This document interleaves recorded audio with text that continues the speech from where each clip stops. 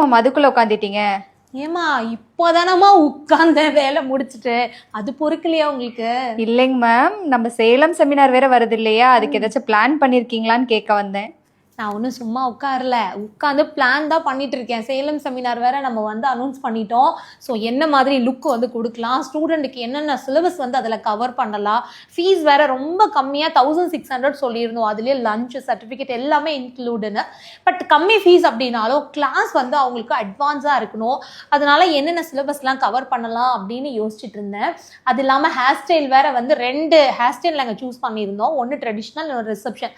அதில் வந்து ஸ்டூடெண்ட் அந்த டைம் எல்லாரும் எது கேட்குறாங்களோ அதுல ஒரு ஹேர் ஸ்டைல் சூஸ் பண்ணிக்கலாம். அதனால வந்து நம்ம ஸ்டூடெண்ட் என்ன மாதிரி ஹேர் ஸ்டைல் கேட்பாங்க இதெல்லாம் தான் யோசிச்சுட்டு இருந்தேன்.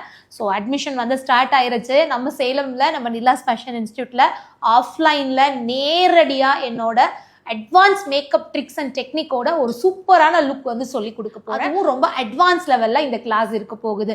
ஸோ எங்கிட்ட மேக்கப் சம்பந்தமா, ஹேர் ஸ்டைல் சம்பந்தமா நீங்க என்ன டவுட் கேட்டாலும் அந்த டவுட்டை கிளியர் பண்றதுக்கு நான் ரொம்ப ஆர்வமா காத்துட்டு இருக்கேன். ஸோ என்னை பொறுத்த வரைக்கும் எப்பவுமே என்னோட கிளாஸ் ரொம்ப ஓப்பனா இருக்கும். எதையுமே ஒளிச்சு மறைச்சி அந்த மாதிரி இருக்காது.